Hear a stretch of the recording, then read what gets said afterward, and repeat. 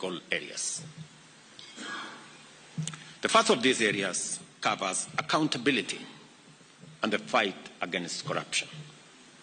To enhance accountability and promote responsibility for the use of public resources, we shall introduce measures to levy a surcharge against any accounting officer or other public officer who has, by their action or omission, occasioned loss of public resources in accordance with Article 226(5), 201(d), and 232(b) of the Constitution.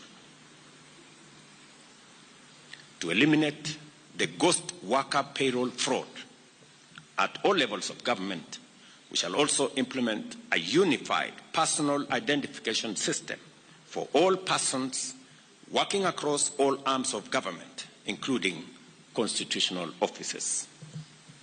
Further, Cabinet shall introduce a legal and institutional framework for mandatory and continuous vetting